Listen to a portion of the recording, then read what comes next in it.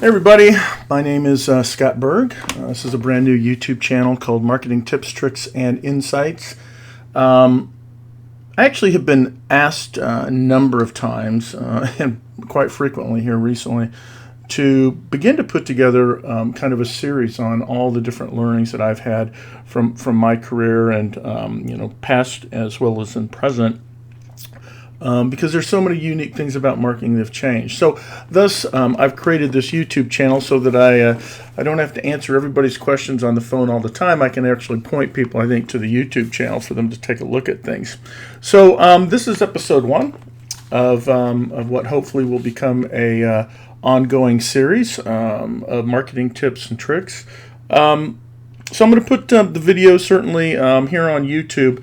I have done a lot of videos in the past on LinkedIn, but a lot of people have told me that they would like to have longer content, that they would like for it to be easier to be found, etc. So that's the reason for it being on YouTube. Target audience for this, being a good marketer, identifying your target audience, is really marketers, management, business line people, even the technology folks itself, so that they can understand marketing and the challenges that we face. The channel goals, as I've looked at a variety of different YouTube channels out there, I really have been specific on, look, one, I want to provide meaningful information. Okay, I'm not here to sell anything. I'm here to tell you the good, the bad, and the ugly. Okay, tell you the things that I've learned from a career that spanned, marketing, product management, advertising, media, digital, product development, direct response, e-commerce, websites, research, platform development, management, lead gen, kind of the whole vast thing. I've done basically everything on the width as well as very, very deep types of stuff. So there's a lot of information there, and I want to be able to provide content that you can actually take away from this and actually begin to utilize. Okay. The channel and the videos will be very authentic. They'll be very conversational in nature. Again, I'm not going to have fancy lights and a lighting team and all the rest of that stuff, because that's not what I'm trying to do. I'm not trying to create a production. I'm trying to create information for all of you.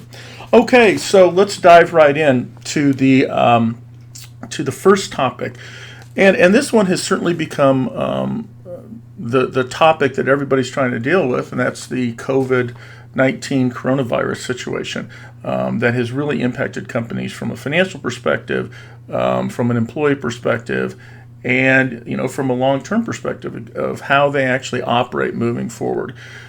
And we've gone through this. It is now basically end of May. Businesses are starting to open back up again.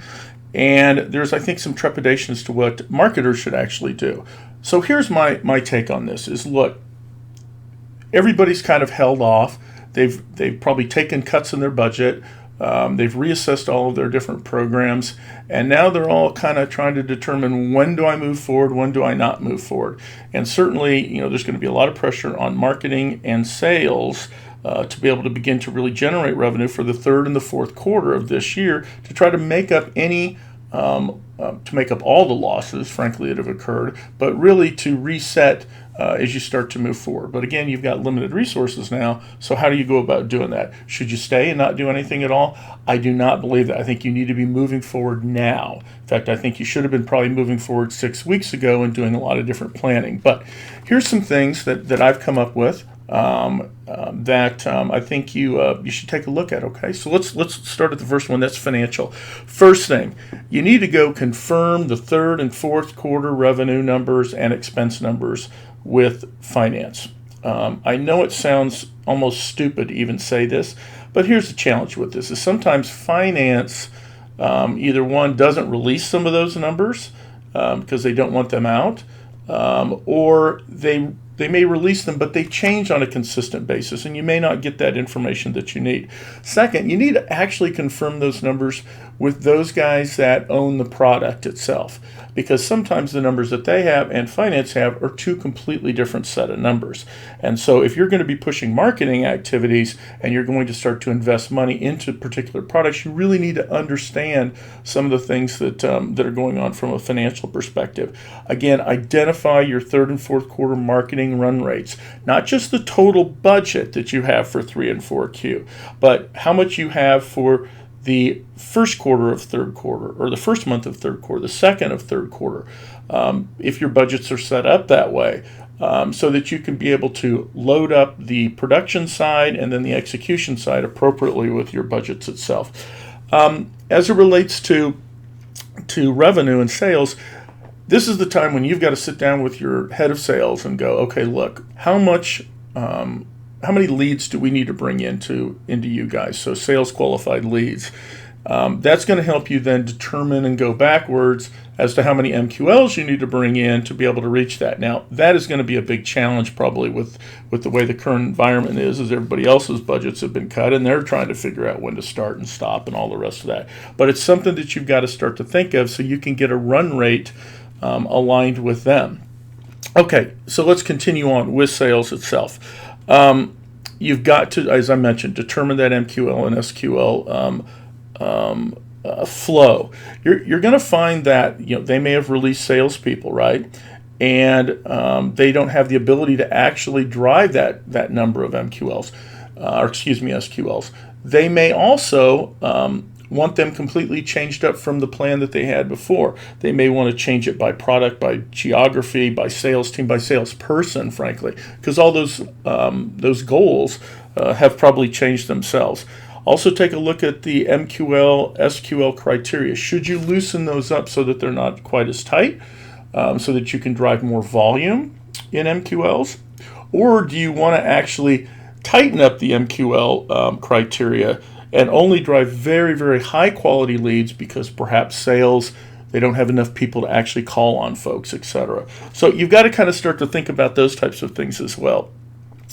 Also take a look at your marketplaces. Now that coronavirus has happened, it's kind of changed the game a bit and the landscape. There may be more verticals that actually can utilize your product or service given what's happened with the current environment. Meet with your sales head all the time, at least weekly. You've got to be agile with this, folks. I mean, you're going to have to make immediate changes. You can't say, hey, you know what, I'll make that change in 2 weeks. You got to make that change the day that you decide it. You have got to be able to execute because the time period that you have is now compressed down dramatically. Okay, marketing management. Take a look at your budgets, right? Typically, the typical budget is set up as, a 60-40 split between working and non-working media or marketing budget itself. You may need to change that a little bit, depending upon if you've kept staff, if you've reduced staff, if you've cut your operating budgets quite a bit. The key is going to be to try to get as much money and as much effort out into the marketplace as you possibly can, so that you can then continue to drive MQLs or e-commerce or whatever. As a marketing manager, you need to be the calm in the storm. Everything's going crazy. You need to be the guy that they come to, and you're the one that doesn't freak out. They're the ones that you can help lead and drive down the road.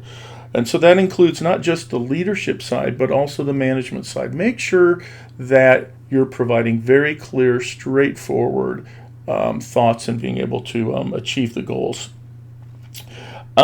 Communicate often, upwards and downwards, frankly. You've got to make sure that everybody's in tune to what you're doing so that there's no confusion. You probably are going to have to revise your marketing strategy and your plan.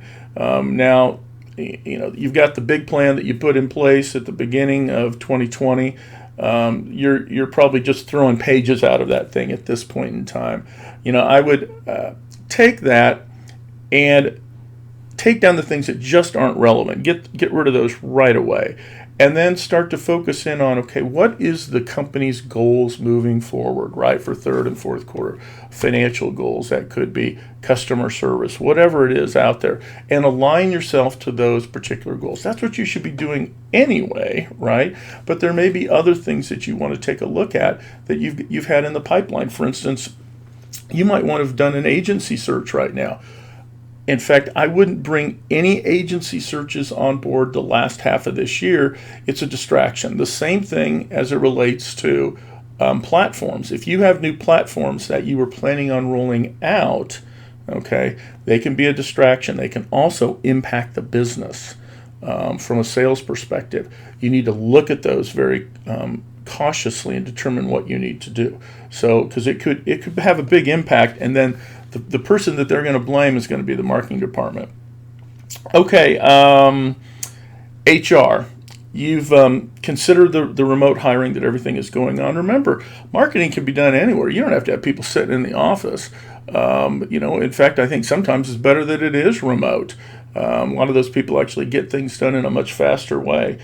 This is an opportunity to upgrade your talent. And so take a look at that.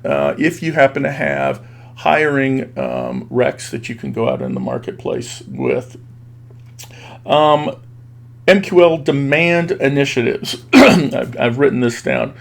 You need to be looking at that funnel metrics that you have. So that's a good thing to begin to align to and adjust it as necessary. I would put out some revised funnel metrics that you want to align to, because this thing has just completely messed up the metrics area of the world as well, because you probably have got a 90-day gap where things just fell down. And so your averages are going to be completely off. You've got to think through that as to how you would want to reboot some of those types of things if you'd reboot them at all. Assess the target audiences, as I mentioned earlier. Assess the messaging.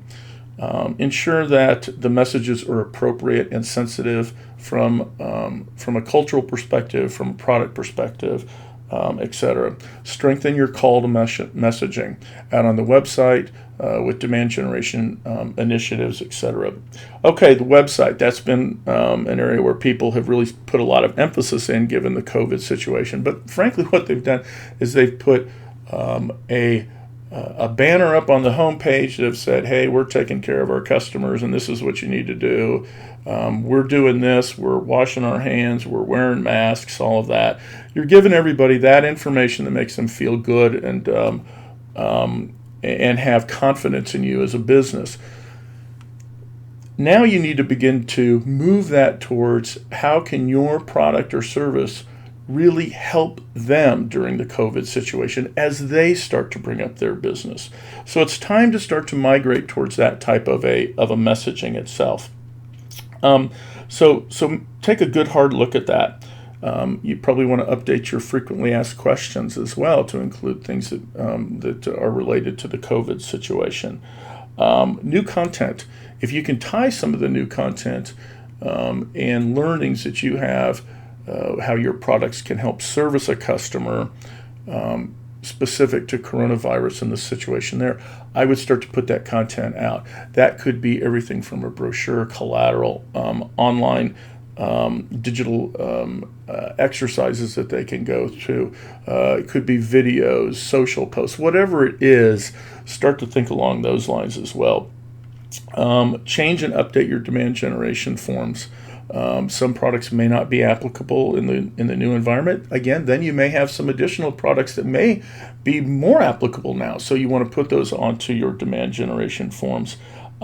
Check your SEO tags and any canonical tags to make sure everything's working on the website itself.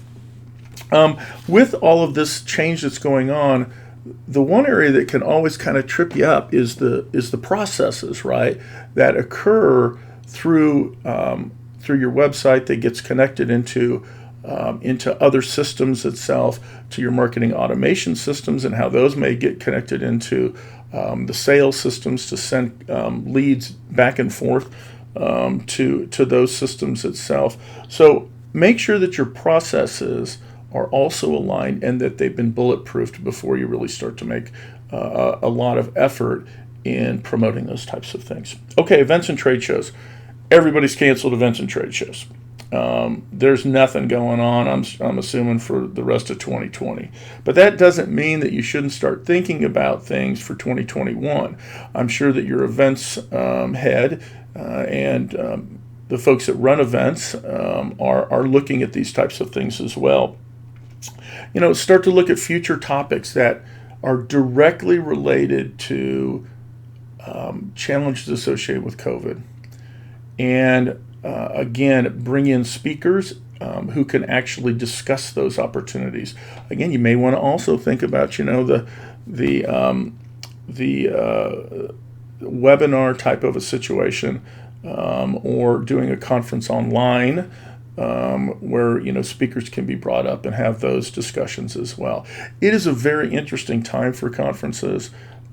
Typically, conferences many times aren't really big money makers for a company. They're really more along the lines of trying to bring customers and your salespeople together. So that is limited quite a bit, and you're going to have to think through some things like that. Now's a great time to actually give away content that is applicable to your products applied to COVID. You keep hearing me say that because now you just shift the game a little bit. Okay, look for bounce back rates on your emails and a lot of your campaigns with people having left companies, either being furloughed, etc. There are going to probably be a number of bounce backs that are going to have increased, frankly. The furlough situation, which is certainly, where you basically a company has told its people to stay home, they're just not paying them, but they'll eventually bring them back. That's a unique situation in that you may need to check and do some research as to whether or not they actually shut down their email addresses during that time so that you get a bounce back, or if it's they've left the email address on and their email box is just filling up with stuff. Okay, let's go to the next page, capital projects. If you've been redeveloping your website, if you've been putting in a new marketing automation system, building up an e-commerce site, those have probably been put into a holding pattern as well.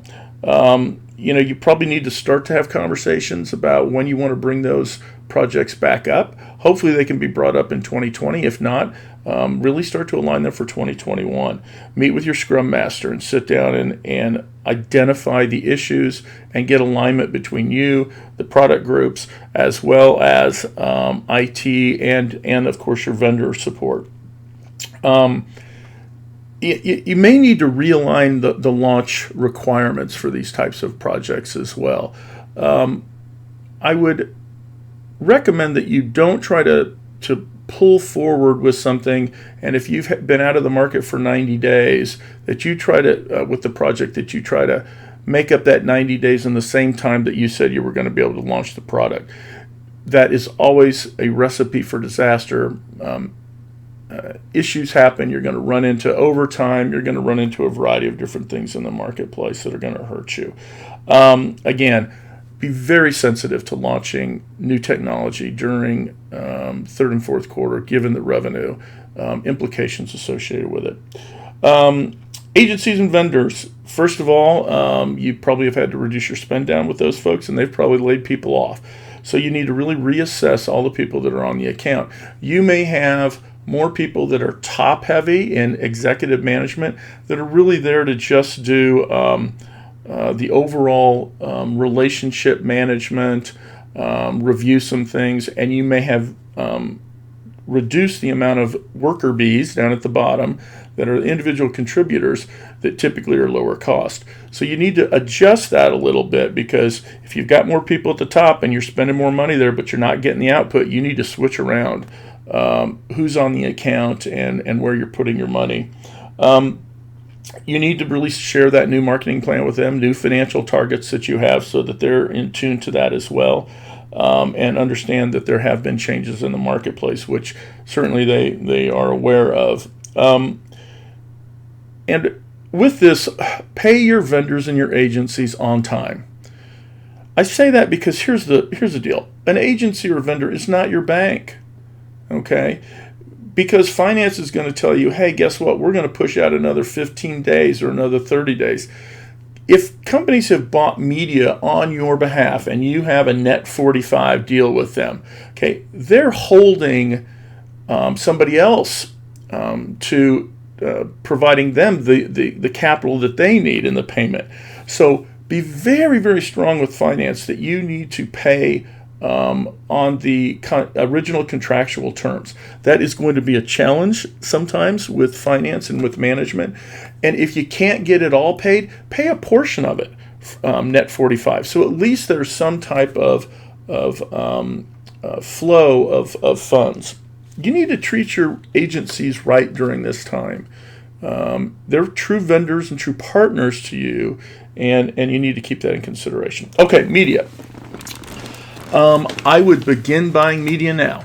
Keep in mind that you have the Olympics that got canceled, and that's a lot of high volume, expensive media. You had the NCAA tournament that was canceled. There's questions about football. Basketball's been delayed. Again, you've got a lot of things that are coming up in the fall. Football tends to be a great target for male executive management, right? So if you're in a service that has that, you probably want to be buying football up now.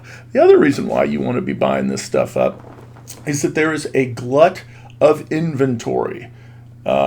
Keep this in mind that television and radio, in fact all media, is a perishable item. So if you're going to run, I say that for this reason, if commercials come on at 10 minutes past the hour and a television media company doesn't have spots to run at that 10-minute mark, they've just lost that revenue, okay? So they may run, promo spots or whatever, but they're not taking in any revenue at that point. So it's a great opportunity to be buying that type of media. A lot of times you can get television media on the remnant marketplace, which we'll have a video on that later, at 90% off. Again, they're willing to take something as opposed to nothing. So take that into consideration. But here's where I would say be cognizant of your actions. And that is if somebody comes to you and says, hey, guess what? I have a single spot on X program at X time, and you run a spot there, okay, but you don't have this as part of your marketing plan, it's almost like wasted money. Make sure that you're putting a plan together as it relates to your media now, and then taking advantage of the opportunities of supply and demand in the marketplace. You're going to need to make sure that you're adjusting your media mix. You're going to need to make sure that you're negotiating for additional items in the marketplace, and adjust your target audience due to the new market dynamics. Okay, that's probably it for about now. It's been about 22 minutes since we've started this video. A couple things. One, please subscribe to the button below so that you can get all of the updates and the new videos out there. As well as share the channel and the videos, etc., with others out in the marketplace. Of course, put your comments and questions. I'll try to answer as many of them as I possibly can. If you have recommendations for additional videos or topics that you'd like for me to cover, please put those out there. You can also follow me on LinkedIn or Twitter, and I've put the list there as well, or the addresses there. Also, there's actually more tips and tricks as to what you should be doing for third and fourth quarter for marketers. And I have placed that out on a website. You'll see the link included below that you can download that. There's no gate. There's none of that. You just download it, take it, and run. And hopefully it's helpful to you. Again, I hope that this video was somewhat helpful, maybe provided you a few tips and tricks of things that you can take forward. And I look forward to speaking to you in the near future. Thanks.